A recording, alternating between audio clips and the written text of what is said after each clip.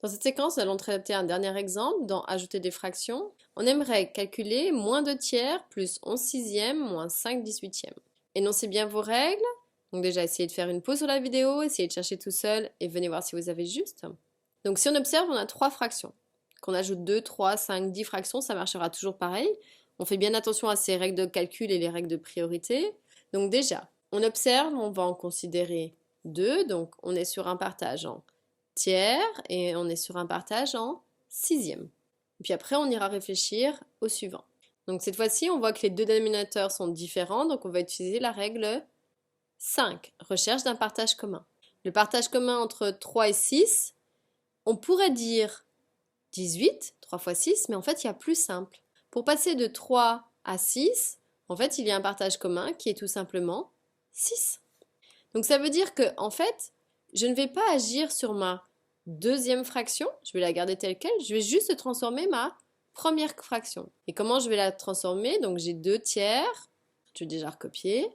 Donc on aimerait la transformer en 6, faire apparaître un partage en 6. Donc ici on va faire tout simplement fois 2 au dénominateur, donc pour conserver l'équilibre de la balance, fois 2 au numérateur.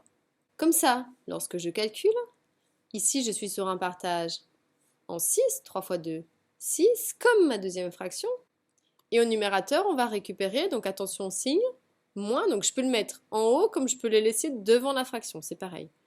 Et 2 fois 2, 4. Et puis ensuite, je recopie tout le reste. Je n'oublie personne. Maintenant, si on regarde, ces deux fractions, elles sont sur le même partage en sixième. Donc ça veut dire que dans ces cas-là, je vais utiliser la règle 3. Elles ont le même dénominateur. Donc il va suffire de tirer un grand trait de fraction et de compter mes éléments. Faire moins 4 plus 11. Et ensuite, j'oublie pas de recopier le reste. J'ai quand même moins 5 18e qui est après. Donc si on simplifie, moins 4 plus 11, ça fait 7 sur 6, moins 5 18e. Donc on se retrouve de nouveau avec deux fractions, une sur un partage en 6 et l'autre sur un partage en 18.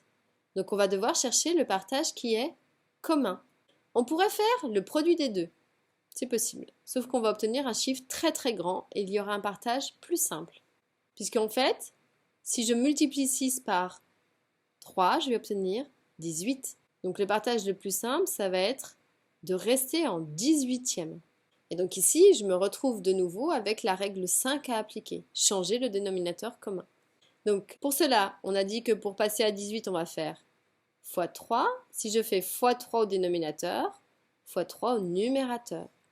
Dans ces cas-là, on va se retrouver donc sur un partage en 18 et au numérateur, 3 fois 7, 21. Et j'oublie pas de recopier le reste. Moins 5 18e. Donc si j'observe, je suis sur un partage en 18, je suis sur un partage en 18. De nouveau, je suis sur la règle 3. Même dénominateur. Donc je peux tracer un grand trait de fraction, je suis en 18e. Et on a juste à calculer les éléments 21 moins 5. Or, 21 moins 5, ça fait 16 sur 18.